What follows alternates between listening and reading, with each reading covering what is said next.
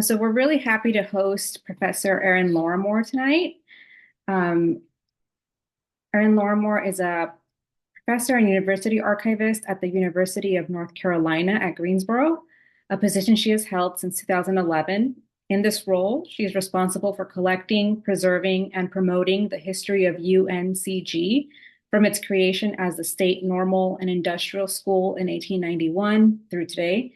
She's also the co-creator of Well Crafted NC, a research project focused on documenting the history of beer and brewing in North Carolina. Her other research interests include community-engaged archival practice, archival outreach, and American Archives history and development. Erin holds a bachelor's degree in English from Duke and a master's of science in information studies from the University of Texas at Austin.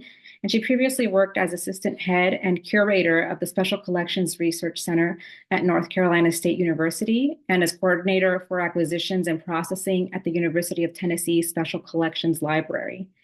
She's been an active member of the Society of American Archivists since 2001 and served on the organization's council from 2016 to 2019. And we're happy to welcome Professor Lawrimore with her presentation, Get Your House in Order, Advocating for Your Archives.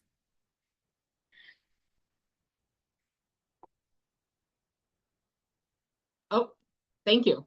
But it works better when I unmute myself. I will go ahead and give everyone else the caveat that I gave Marlene before we started. I am working on off of my backup computer, which is an ancient laptop that's probably on its last legs. So hopefully everything will cooperate as we move along. But if at any point the audio breaks up, or the video drops out weirdly, send me a message in the chat and let me know, and I'll pause and we can get things going again. But it's awesome to be here. It's great to see so many names that I actually recognize. Hello to everyone who's in my class now or in my class in the past, or is awesomely an alum who does interviews for one of the assignments in my class. So thank you all for being here. So I'm going to bring up my presentation. This is a presentation that I actually did at the Society of American Archivists conference. Oh goodness, maybe about 7 or 8 years ago. It's been a while, but it's a presentation that I feel is always timely for archives and archivists because advocacy is something we both always need to do, and to be perfectly blunt, are quite often bad at doing. We don't often do it well. So I'm going to get going. And like I said, I'm going to have the chat window up. So if you have any questions as we go along, you're welcome to save them for the end for the Q&A. But if there's something that's super timely, feel free to pop it in the chat window. And assuming that I continue paying attention to it, hopefully I'll answer it as soon as I can. So if you do have questions, again, feel free to pop them in there. So to get started, I want to take everybody back in time for a little bit, back to my pre-archives career. So I actually worked for a number of years in athletic media relations. I'm probably the only archivist who this is the career path that they went from athletic media relations, which means I was basically the statistician, the media relations contact, public relations officer, and basically the person who wrote all the things that you always see published in the sports section of a newspaper as being from the newswire. That was my job. I did that as an undergraduate, and then I worked for a few years in the athletic department at the University of Texas at Austin. So in the spring of 2000, I was working in the athletic department at UT Austin, and one of my main goals, one of my jobs, was to get media attention for our men's swimming and diving team. Historically, the men's swimming and diving team at Texas has been a national force, and 2000 was no exception. The guys won the Big 12, our conference at the time. They've gone through different conferences since then if you're a sports fan. But that year they won the Big 12 national champion or conference championship. And then on what, to my Bones from South Carolina that had been living in Austin, Texas, thought was the absolutely coldest weather I'd ever experienced. March in Minnesota, they won the NCAA tournament. They were the top NCAA team in the whole entire country, the top college team in the whole country. And that was an Olympic year, too. A magical time when even, the sports that kind of get relegated to the sidelines get some attention. So getting the media to pay attention to this awesome group of national champions, which actually included the guy who was going to be the Olympic coach and multiple guys who made it onto the Olympic team and went on to win gold medals. Getting them some attention should be a breeze, right? Not so fast. This is Texas. If you know anything about Texas, you know that Texas likes football. And men's swimming and diving season in March, going through to the Olympics in August, that's when the football team is having spring practice. Who cares that the football team wasn't really that great at the time? They had just finished a 9-5 record. They were going to be who got the most attention. And to make it even worse, the baseball team was having an awesome season too. That didn't leave much news space for Texas swimming, even if they were going to be the national champion.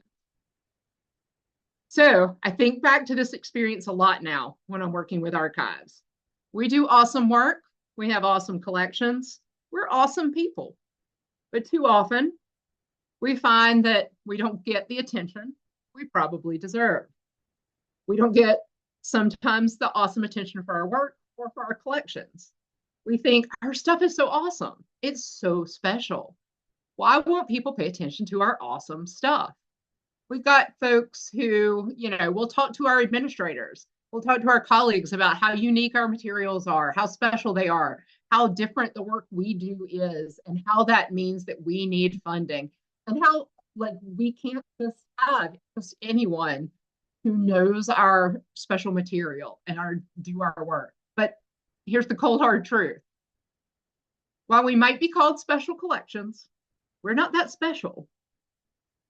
You yourself, you are special. You're wonderful, I'm sure. And there are certain times when focusing on the specialness of archives can really impress somebody, like a potential donor. But when we're working within our institution and trying to grow within our own organization, an argument of specialness alone simply doesn't cut it.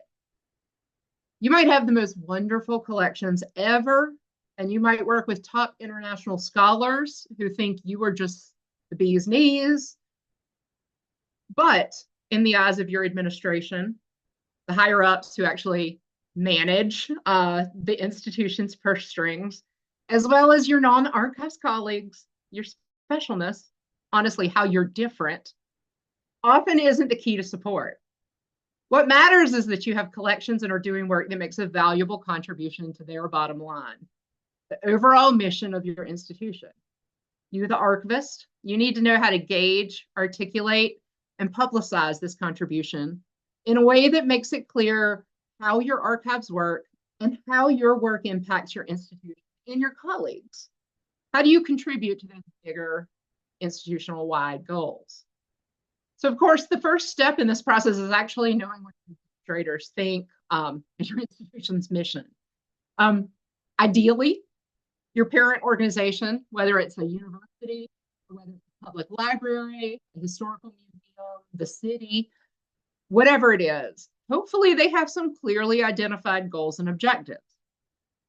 If they don't, and to be honest, even if you want to know what their real focus is, their real focus, and not just what they like to say is focus, you want to look at what areas of your institution are actually being funded.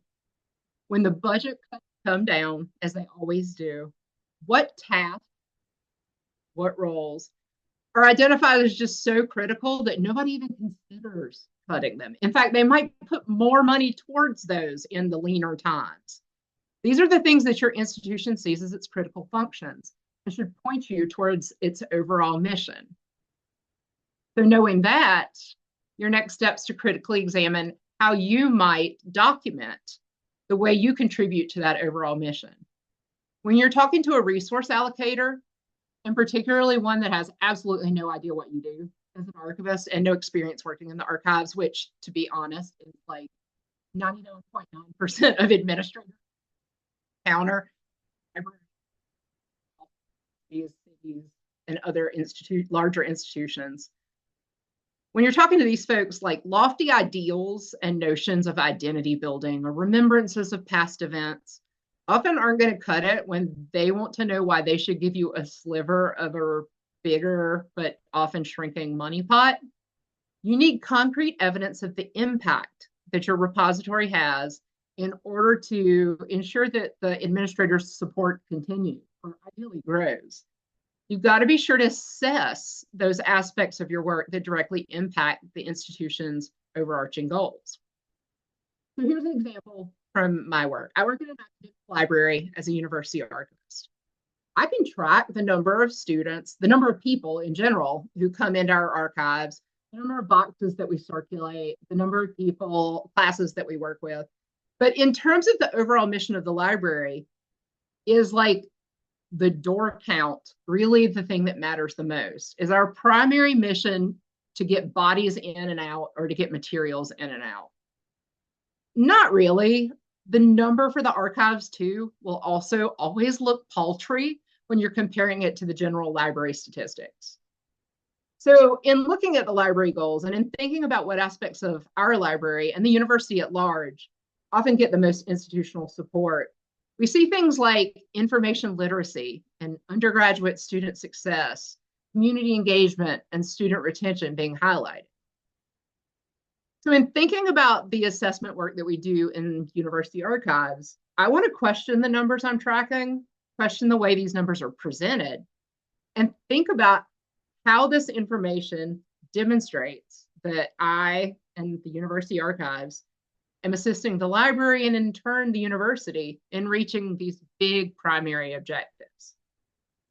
So for example, instead of simply tracking the number of students who attend required instructional sessions in the archives, we've shifted our department as a whole. We instead have a means for assessing how our instructional sessions impact the students, and specifically impact their information literacy.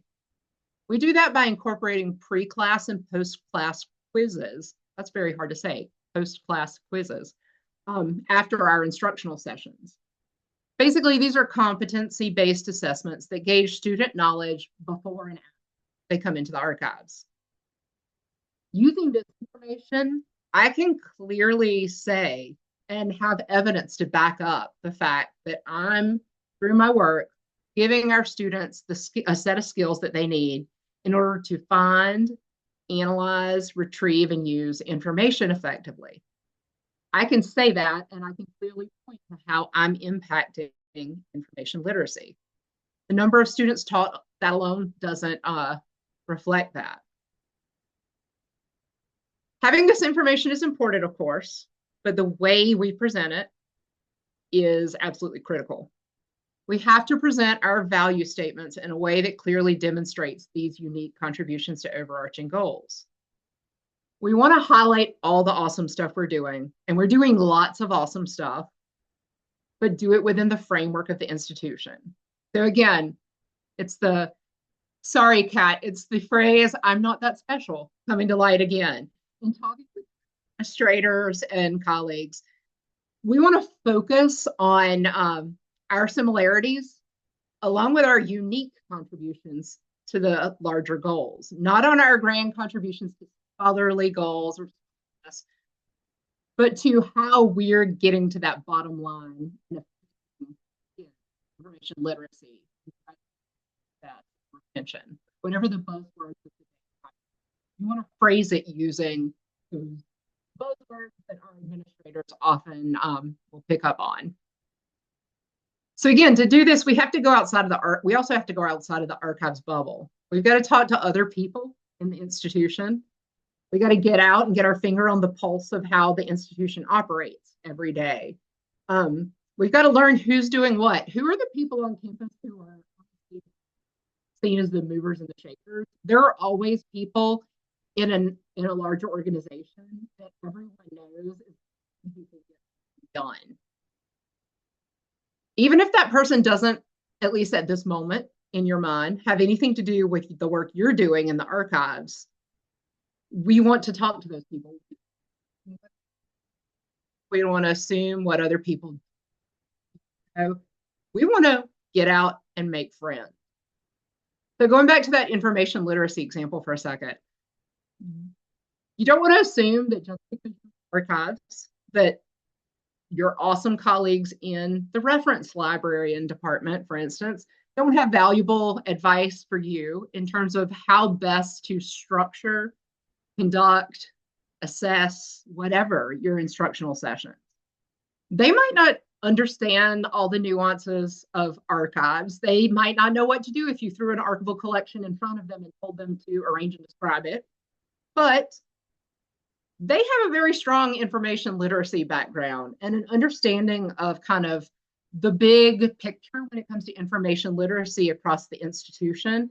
And honestly, how your institution's leaders within your organization, how they prefer for information literacy to be conducted or measured or even talked about.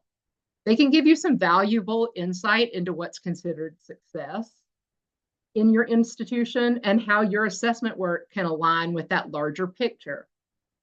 So, for example, in chatting with any instruction librarian these days, you're going to hear about the framework for information in higher education. It's a set of interconnected core concepts with flexible options for implementation. At our university, the implementation is through a set of defined student learning outcomes that were created by our instruction librarians. These student learning outcomes were defined by the university and reflect our UNC system's broader key learning objectives. These are things that typically are not built with archives in mind. We're not the first person thinking of when they think of information literacy. But understanding these guidelines and understanding what's being already assessed, it proves critical in our advocacy work to get administrators on our side, both on our campus, in our library, and kind of higher up. We can align our assessment of our archival instruction with how it's being presented across the university. We can use that guidance from our librarians to better frame how we are contributing to this larger goal. So this kind of mindset allows us to focus on similarities, not the differences. It allows us to show that we're making a contribution to the overall goal, and it allows us to emphasize that we're an integral part of the whole. We're pie filling, part of the pie filling, and not just the cherry on top. You can live with a milkshake without the cherry on top, but it'd be really hard to have a good cherry pie without any cherries in it. So getting out and meeting and learning from colleagues, it also helps break down stereotypes or misconceptions that other folks have about you and about the archives. You know, we never can assume that other folks feel as strongly about the archives and it's important to the institution's mission as we do. But we want to take the lead whenever we see an opportunity for mutual benefit. And we want to use these kinds of collaborations as a way of educating others across our entire organization about the archives' role and about what the archives and the archivist can contribute. When you educate others on what you do and what you can do, you're building a team of advocates, a group of folks who can speak on your behalf when called for. So when you work in a particularly hierarchical bureaucracy, and we all either do that now or will do that in the future because pretty much every archives is positioned within a bureaucracy of some sort. So when that happens, you can't always be at the table for every discussion that might impact or potentially be impacted by the work of the archive. Proactive outreach and education, coupled with a successful history of building mutually beneficial partnerships, that means that you have a team of non-archivists who are across your institution, who have an understanding of your contributions and can speak up on your behalf when you're not there. They don't see you as kind of the person who sits in the archives in the back with their nose in a book with dusty things surrounding them. You're not alienating folks with your specialness. but you're building a reputation as a vital component of your institution. And at a certain point, even if they you do, they would know your name and they know you exist. And in hierarchical bureaucracies, sometimes that can get your foot in the door. So another example from my university archives. A few years ago, we hired a new leader for our campus development efforts, our fundraising group. So when she came in, it was really interesting. She said that she was really interested in using the university's history to connect with former students and to develop potential partners. Awesome. That's perfect situation for the university archives. Except not quite. She also came to us with some pretty ingrained stereotypes and some preconceived ideas about archives, some of which we later learned were from a not so positive experience that she had at a previous workplace. To her, the archives was the place where stuff went, got put on a shelf, and was stored away. It never left. It was never used. It was stored and socked away for the future. What the future was, when the future came, no one knew in that stereotype she held. It was just later. She was interested in leveraging university history, but her vision for that didn't include university archives. And at our institution, we don't have a university historian. As the university archivist, I'm also kind of the de facto university. So we needed an educational opportunity to help her understand that we wanted our materials to be used. We wanted our materials to find a place in the world of development. We wanted to take our stuff on the road and go outside of the archives with it. And not only that we wanted to do that, but that we'd actually been already doing that for years. So we actually brought her to the archive. We talked to her about how we've historically engaged with our development office and how we've worked with faculty and staff across the campus on similar programs to help them connect with their own students and alumni. We gave some very specific examples featuring, and this was done 100% on purpose, featuring photos of some pretty prominent alums and donors engaging physically with our materials at special events. We also did demonstrations of our digital collections and how they could be used by development officers when they were out in the community. Things like our digitized yearbooks, which can actually really help with initial ice breaking in conversations with donors.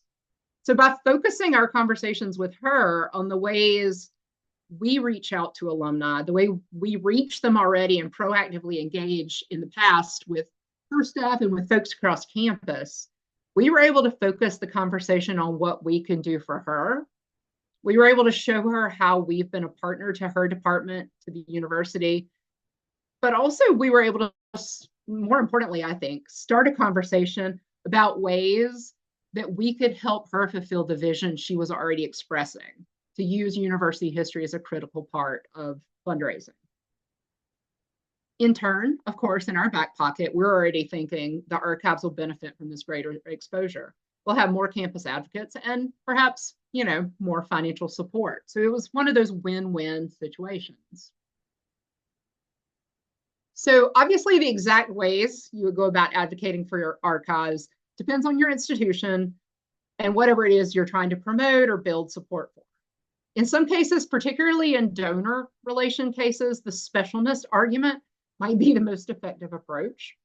There is a time and a place for emphasizing your uniqueness and kind of positioning yourself as the bright cherry on top of the library or organizational sundae.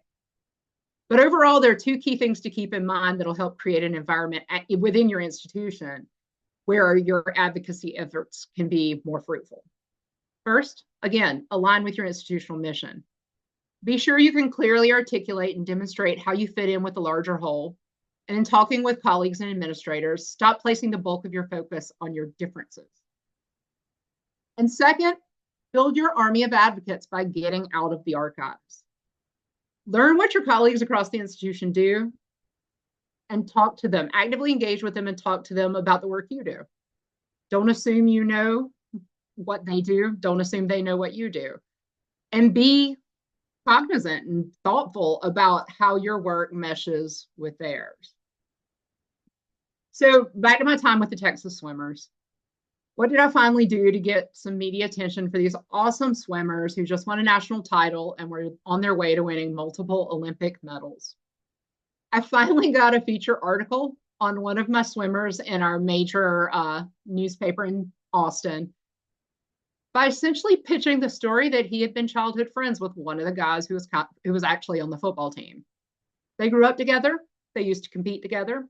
They went to college together. And that's the angle that finally won this guy, a guy who actually went on to win multiple gold medals at the Olympics that summer. That's what finally got him a feature article in our local newspaper. I basically had to piggyback off of the primary focal area of the institution, football. Then I was able to gain some leverage. Then I was able to gain some publicity. So when you return, when you go into your archives, when you get your first job, whenever you get into your institution, one of the most effective things you can do is think about how you can gain more visibility, more support with your institution by focusing not necessarily on your unique qualities, your awesome historical collections, your in-depth knowledge of organization and description, but on how you can advance your institution's mission and your colleagues' work. By doing this, by focusing not on uniqueness, but on your integral work within the organization, you can move beyond a reliance on being special, beyond being seen as the cherry on top, by not being seen as kind of the extra thing that often can be left off to the side. Instead, you're gaining supporters and attention that will aid in current and future advocacy efforts within your entire archives. And that's ultimately what we all want. So that is a quick discussion about advocacy, specifically internal advocacy. External advocacy is a whole different beast, political advocacy in particular. But within your organization, that level of building a relationship, building relationships with other folks where it's mutually beneficial, where you're not just saying, I'm here with these cool things to help scholars from around the globe. That's a great thing. I mean, it's what archives do. We exist, we have unique resources where scholars from around the globe are coming to see us, or at least being in contact with us.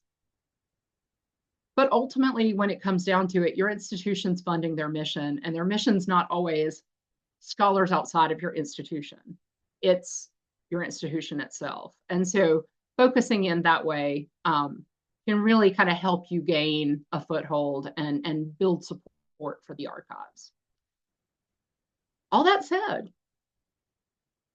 any questions about this or anything else? I'm happy to answer questions about archives in general. I've been working in archives for, 21 years now.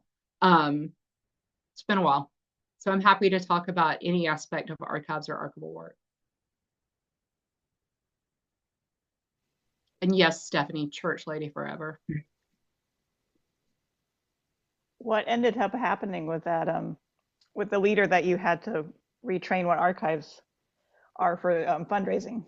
Oh, not only did she become our buddy in terms of actually allowing us to be, understanding that we were going to be a critical part of that, but she actually had eventually us come to her development officers to multiple meetings to train them in how to use our digital collection. So she actually ended up ordering iPads for all of them to have when they went out on trips, solely to show off yearbooks. And so it actually, I'll be honest, have we seen a multi-million-dollar amount of money flow into the archives? No, but we also haven't seen multi-million-dollar input across the university either. But we know that our work is going out there, and we've actually seen some impact in some smaller projects that came out of development since then. We have I'm trying to think of it's a long story. I'm going to try to make it short, but our university used to be a women's college. It was a women's college from its founding in 1891 all the way through 1964. And so we still have a number of the alums who were from, and it was actually called the Women's College of the University of North Carolina. We still have some alums from that era who are very much still around and very much still donating money. And they wanted to have some sort of, they called it a tribute on campus to the women's college era. They felt that walking around campus, there wasn't anything that made it abundantly clear that it used to be a women's college. And so they raised money to build a monument. It's hard to describe, but it's this abstract head. It's weird. But surrounding it, this is the more important part.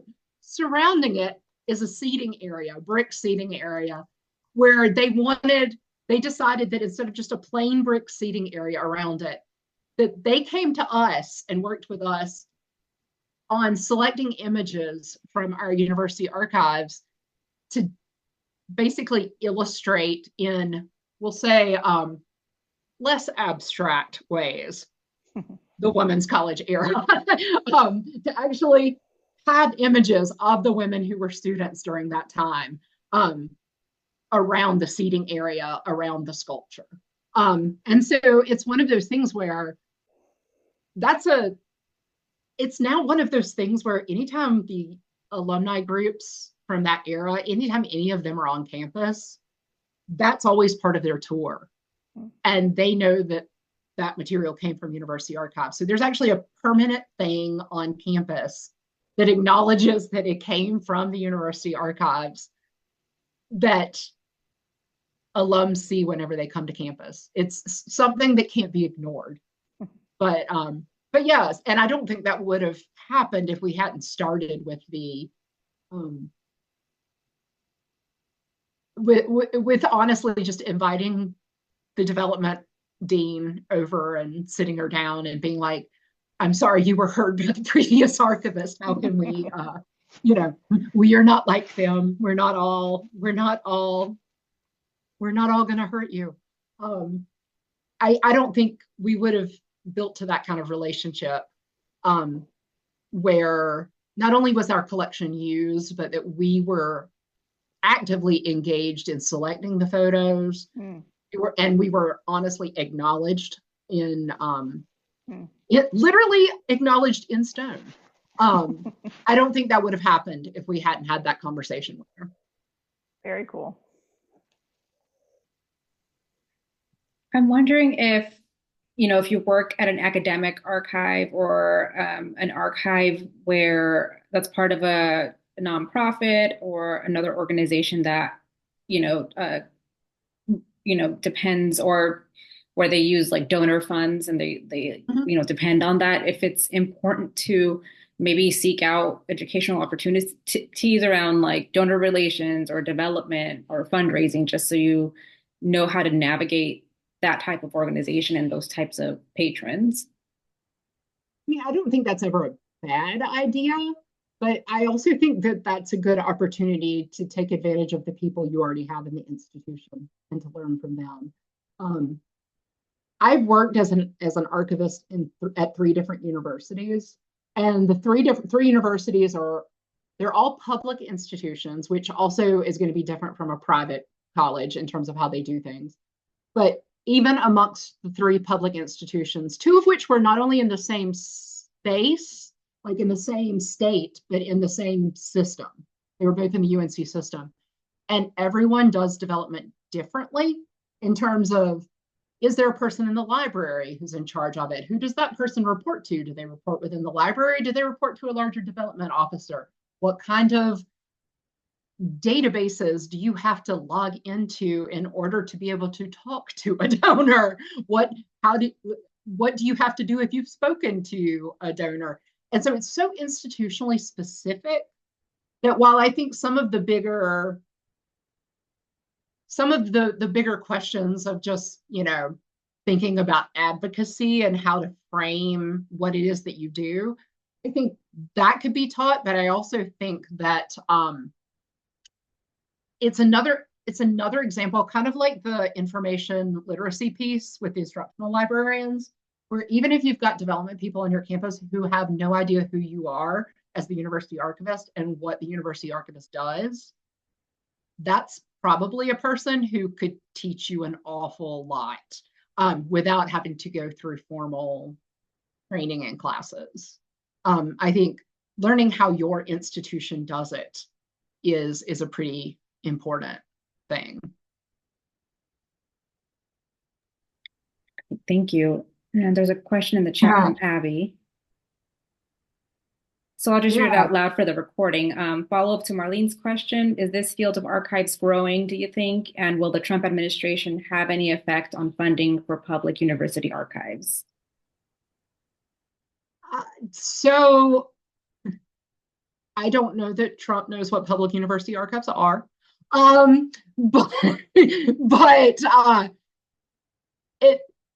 it's a question of public universities, to be honest. Most of them are funded more largely through states, most public universities at least. And a lot of the funding that's going to trickle down, a lot of the impacts that cuts to the federal government would impact when it comes to university archives is instead going to come through agencies that provide grant money. So like the National Endowment for the Humanities and, oh gosh, NHPRC, the National Humanities Publications and Records Council, which is actually a subset. They live under the National Archives. Those are two major grant organizations that archivists rely on when it comes to big money grants. And to be perfectly blunt, they're every year when the budgeting happens at the federal level, both of those organizations are always initially on the chopping block every single year. And initially they eventually do get funded at some level, never, what they deserve or what they need. But that's the piece where I think we need to keep our eye the closest when it comes directly to archives. And then, of course, there's the question of the National Archives, but that's a whole different beast that, there are other questions about how are records retained at the national level, who's the National Archivist, how's the National Archivist able to tell national history. That's a whole other ballgame, but specific, so I'm keeping it specific to university archives. I think those granting agencies on the federal level is where we'll see the most impact. I will also say, as somebody who is in a very, very, very purple state, North Carolina, North Carolina is a heavily gerrymandered state legislature. We had a Republican supermajority, but Democrats as our governor, our lieutenant governor, and our attorney general. That's a level that you also, at least for someone in an organization like that, have to keep an eye on, because again, most university funding either comes from, a large portion will come from the state. Most of it's going to come from tuition money, but the state also can have an impact on what you can charge for tuition. And so that could trickle down too. So in a lot of ways, university archives are going to have going to be more impacted by state funding than federal. Profession as a whole, though, is a whole different beast. Do I think the field of archives is growing? Depends on how you want to define growing. I think it's expanding. I think the definition of what an archivist does has expanded. When I started in this field, so I was in library school from 2001 to 2003. I never had a class about born digital records. Now, it's all stuff, kind of to go back to what Marlene was saying, I had to take workshops and learn it as a professional. But now it's such an integral part of archival training. And I think that opens so many more doors to what we can do, and what people think archivists can do, that I don't think we see expansive growth right now in kind of traditional, I only want to work with paper materials from the 1700s archivist work. But I do think that for archivists who are interested in kind of that broader concept of archives and in things like digital archiving, web archiving, data management, areas like that, I do think that there are, as much as there's growth in anything in library, archives, and museum fields right now, I think that's an area where you do see a need for specialists and people. They may not call you an archivist, but it's still archival work.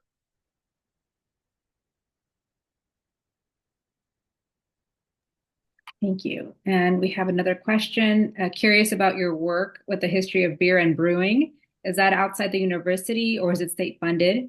Can you share any thoughts about your archival outside of universities and engaging communities? Yeah, I'm happy to talk about that. So it's one of the joys of working at my institution, and this is the case, maybe at about a quarter of academic libraries. And sadly, it's becoming less and less common. But at our institution, librarians are faculty. We have faculty status and faculty rank.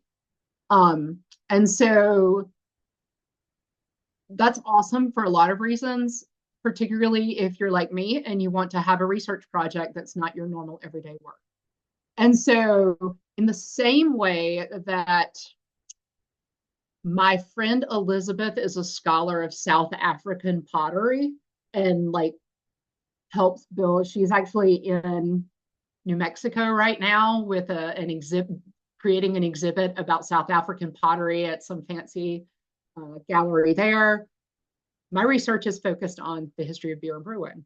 And so it's done not necessarily outside of the university, it's done as part of my faculty work. And so it's what my faculty research is as a faculty member at the university. That means that it's built into my job in some ways, because research is built into my job. Not necessarily beer research, but research is built into my job. But it also means that I've been able to take advantage of some small internal grants that are on our campus to support faculty research. And so, yes, some of the money has been coming from within the university, which does mean it's state funded. But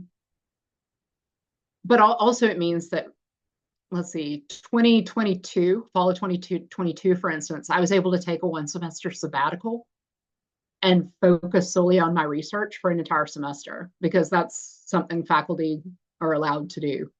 And so I was able to earn my salary while also just doing that research work, doing historical research at various historical societies and public libraries, going around and doing oral history interviews with brewers and brewery owners across the state. So yeah, I've been lucky to have that position. That's not always the case, but there are institutions, Oregon State being the most prominent in my mind. Oregon State's actually home to the Oregon Hops and Brewing Archive. There's a woman whose name is Tia Edmondson Morton, and Tia, that's her job. She's the beer and brewing archivist for the entire state of Oregon. And she gets organizational support for that. She gets external funding support from donors. And so, it's not impossible. University of Kentucky, for instance, they have a bourbon history collection, and they honestly raise an awful lot of money with their bourbon history collection from bourbon people. So I'm in a weird situation, but it works for me. Archives outside of universities, engaging communities. Honestly, I'm going to say it depends on the community too. The community you're working with, probably their top concern. I mean, this is one of the things that happens a lot when I'm working with brewers and brewery owners. Their top concern is making money and then making beer, not documenting the history of their work, not doing oral history interviews, not saving things so that they can send it to me at a later date to include in the archives. Understanding who your community is, what their priorities are, and where you fit within it. That's the key piece for any kind of community engaged archival work. And it's going to vary so much based on the community. You might have like a delightful, I have a colleague who's working right now with an African American Methodist Episcopal church in town. And they have a community group of 6 of the most delightful senior citizen ladies you will ever meet in your entire life. And all they want to do is talk about archives and work on the archives and find things for the archives and talk about the history of their church. And they are an enthusiastic group of people who are all retired. And that church is their number one priority right now. And so you might luck up and find a group like that. I mean, that's awesome. But for the most part, it's going to be more like the brewers and the brewery folks who, you have to understand that you're not their top priority, and you have to be able to sell what you're doing in a way that benefits them so that they'll actually spend some time with you. Anytime you're taking from them is time that they could be spending doing something else. And so they've got to have a solid understanding, and you've got to be able to articulate clearly why talking to you and spending time with you is worth the effort. So often when I'm talking with folks about well-crafted for the first time, I'm talking about the fact that the industry changes so quickly. The brewery industry in North Carolina is a really young industry. We actually did not legalize brewing in the state until 1986. And most of the breweries in the state that are still in operation didn't open until the 2000s. So they're babies compared to like universities, a lot of big corporations and things like that. And so and they're also often small organizations. They're family organizations sometimes, and they really are struggling day to day, especially post-COVID, just to stay open. And so I talk a lot with them about how they can use our resources, our ability to store materials, our ability to keep things for them, how they can use us as a resource where they don't have to worry about, it's our 5-year anniversary, how can we find photos from our opening? We've got it for them. And we'll not only provide it to them, we will print it on a nice poster in our digital media commons in the basement of the library. We will bring it to them. We will do all of these things for them. And they see that as a benefit to their business, because it is. People love that kind of thing. And it's not something they necessarily are thinking about. They're not thinking on a day-to-day basis of what they're going to need for their 5-year anniversary, 10-year anniversary. But we can help them think of that, at least when we're talking to them, and see that as honestly a financial benefit, something that'll benefit their organization. I hope that makes sense. Yeah, it's I'm going to assume any kind of makers are kind of the same. There are individuals who are working, they're self-employed, and their top priority is not going to be the archives and file naming systems and information retrieval. They just need to pay their bills. So yeah, I understand that.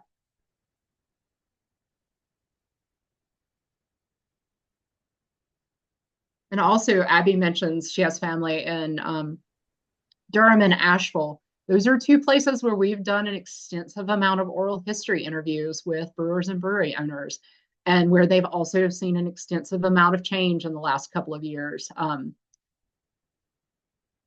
Durham has gone from a downtown in the late 90s that you didn't go to for any reason other than maybe a baseball game and then you ran away quickly, to high-rise condos on every single block, and there's construction cranes everywhere and all the roads are shut down. Asheville, of course, has gone from, just in the last couple of months, from being the place to go for craft beer to a lot of those places, honestly, are not going to be able to open anytime soon because of Hurricane Helene. Some of them had buildings destroyed. Even the ones that didn't have buildings destroyed, literally the city of Asheville just got potable water 2 days ago for the first time since the hurricanes. And so the brewers weren't exactly able to make a ton of beer to ship all over the place, and folks weren't able to come into town. So yeah, our state in particular is an odd one, just because not only the beer industry itself, but the state itself has undergone such massive, massive identity changes in the last 40 years that I think most people are pretty aware of that. And once we talk to them about archives and how things like that can impact the ability to make changes and evolve and to document changes and evolutions, folks are willing to listen because they can see that on a day-to-day basis. So many people with North Carolina roots. That's exciting. And I thank you for sharing the news about potable water. My cousin moved there the week before Helene hit. So I've he met his neighbors real quick. I'll just put it that way. And yeah. I'm from Virginia, so I've like sort of just tracked how North Carolina has changed. And I don't know, maybe this is a great opportunity for oral history projects, and like getting into some of these mountain communities and trying to, I don't know, document some of the stories that now we see could really potentially be lost. Yeah, I have a colleague at Western Carolina, which is a small UNC system school that's in the mountains. And she's been working with folks from our state archives. The state archives in North Carolina, we actually have 3 branches, the main one in Raleigh, and then there's one on the coast and one in the mountains near Asheville. And so Liz has been working with the state archives folks in Asheville on building a documentation project, planning one out. They haven't actually started yet because, to be honest, right now they've actually been focusing their efforts on recovery and what can they do to honestly clean things. I don't know how many of you know about the aftermath in Asheville, but it wasn't just water. It wasn't water damage. It was mud damage to everything. And mudslides that took out full buildings and things like that. And so there's been a lot of effort on honestly, just figuring out what stands a chance of being saved at this point, because a lot of it simply just isn't going to be savable. Mud is not the archivist. Water you can sometimes often recover from, especially if you catch it early enough. Mud, not really. But yes, they finally got potable water. Asheville is slowly but surely, there's some tough folks in that area. They are back up and running, and hopefully by next fall, when the leaves turn pretty again, we'll all be able to go to the North Carolina mountains and see how beautiful that part of the state is, because it really is one of the prettiest places I've ever been. Yeah, and you got to get back to your beer project. So indeed. Thank you. Indeed. All right, we're coming up to the tail end of our presentation. If anyone else has any questions, feel free to either unmute yourself, or if you want to put them in the chat, go ahead. I do want to thank you, Professor Lawrimore. Thank you so much for taking the time to be here with us and share this advocacy aspect of university archives, and not just university archives, but all archives, and how we can advocate for them. And then just letting us know that that's a skill it'll be helpful for us to develop that skill and to collaborate with other departments in our organization. For those of you who aren't in my class now or have been in my class in the past, I just plopped my email into the chat. You're welcome to email me with any questions that you have. I'm always happy to chat about archives, or put you in touch with someone else to chat with you about archives, whichever you need. And we'll be uploading a recording of this to our SAASC YouTube, and we'll send out a Canvas message to our members once that's up and available.